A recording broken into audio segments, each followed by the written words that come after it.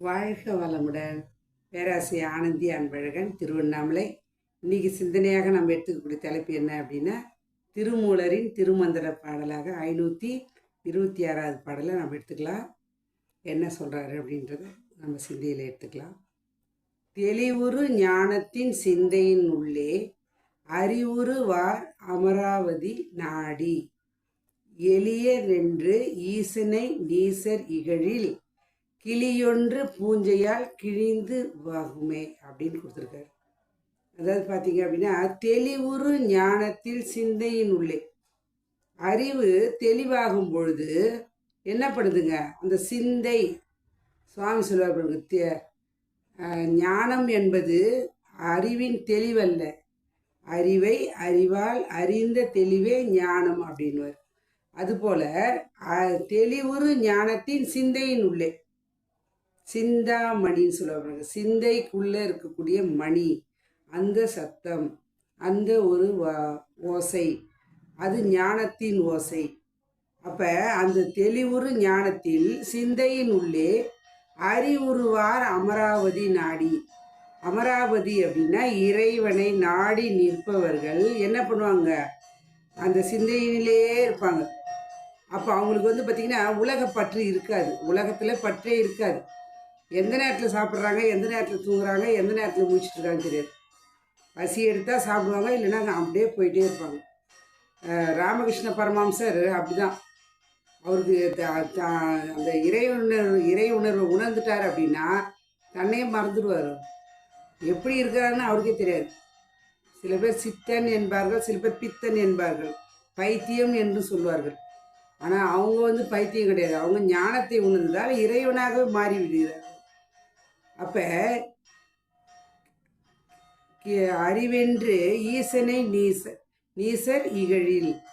ஆனால் என்ன சொல்கிறாங்க, பெரிய அறிவாளியாக இருக்கவங்களாம் என்ன நினைக்கிறாங்க அப்படின்னா, ஈசன், அந்த ஈசன் நிலையை உணர்ந்தவர்களே என்ன சொல்கிறாங்க, இவன் பித்தன், இவன் பேயன், இவன் அறிவில்லாதவன், பைத்தியம் அப்படிலாம் சொல்கிறாங்க. அப்போ அறிவென்று ஈசனை நீசர் இகழில் உணர்ந்த அப்படின்னு நினச்சிட்டு நம்ம பேசும்பொழுது என்ன நடக்குதுங்க, அது அந்த உணர்வு அவங்களோட உணர்வில் நாம் போகலன்னு தான் சொல்லணும். கிளியொன்று பூஞ்சையால் கிழிந்து லாகுமே அப்படின்னு சொல்கிறோம். ஒரு கிளி பார்த்தீங்க அப்படின்னா ஒரு பூனைக்கிட்ட மாட்டிக்கிட்டா என்ன ஆகும், அதோட கதி சொல்லவே முடியாது. அதுபோல் நாம் அந்த சித்தர்களை பித்தன் என்று நாம் உணர்ந்தவர்களை, அவங்க ஈசு நிலையில் இருக்கிறவங்கள நாம் போய் நம்ம அப்படி சொல்லும் பொழுது நாம் கிளியாக மாட்டிக்கொள்கிறோம், பூனை கையில் சிக்கிய கிளியாக. அப்போ நமக்கு தான் அறிவில்லை, அவங்க உணர்ந்த நிலையில் தான் இருக்கிறாங்க. அப்போ எந்த நிலையில் நாம் இருக்கணும் அப்படின்னா, அந்த நிலையில் அந்த சித்தர்கள் ஞானத்தை உணர்ந்தவர்களை நாம் எதுவும் அவங்கள தப்பாக சொல்லி அவர்களை எதுவும் தவறாக நினைக்கக்கூடாது. அவர்கள் வாழ்வதற்கு நாம் வாழ்த்தி வாழ்வோம்.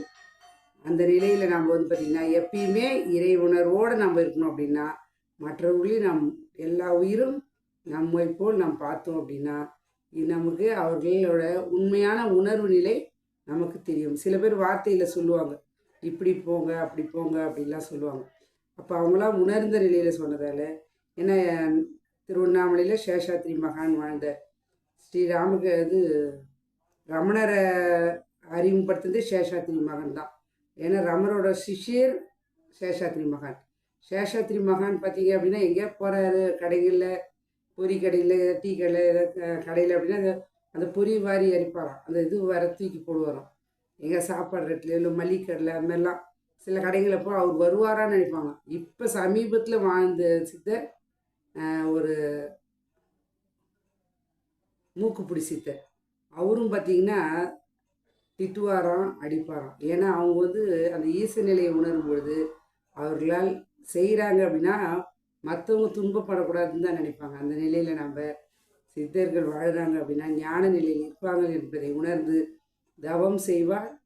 அவங்க நிலையில் உணர்ந்து நாம் வாழ்க்கை வாழ்வோம் என்று சொல்லி நாமும் தவம் செய்வோம். அந்த நிலையை அடைவதற்கு சித்தம் பித்தம்லாம் இருக்கிற வாழும் போதே அமைதி நிலையில் சுவாமி சொல்வார், சமாதி நிலையை அடையணும் அப்படின்னா இறந்த பின் கிடையாது, இருக்கும்பொழுதே எண்ணம் சொல் செயல்ல நேர்கோடாக நம்ம இருந்தோம் அப்படின்னா இந்த உடல் உயிர் மனம் அதுவும் நேர்கோட்டில் இருக்கும். அந்த நிலையில் வாழும்போதே வாழ்க்கையை உணர்ந்து உணர்ந்து வாழ்ந்து நாம் அந்த இறைவனை ஈசனை இறைநிலையை உணர்வாக கொள்வோம், இயற்கையை உணர்ந்து கொள்வோம். மற்றவர்களுக்கும் நாம் துன்பம் கொடுக்காமல், சுவாமி சொல்கிறது அந்த இரண்டு ஒழுக்க பண்பாடு தான். நாம் மற்றவர்கள் துன்பம் கொடுக்காமலும் துன்பப்படும் உயிர்களுக்கு நம்மால் முடிந்த உதவி செய்து வாழ்க்கை வாழ்வோம் என்று சொல்லி இந்த அற்புதமான வாய்ப்பை அளித்த இறைநிலைக்கும் குருவருக்கும் இதுகாலம் செய்யும் எடுத்த அனைத்து அன்பு உள்ளங்களுக்கும் நன்றி நன்றி நன்றி. மீண்டும் ஒரு கவிதையோடு சந்திப்போம், சிந்திப்போம். வாழ்க வளமுடன்.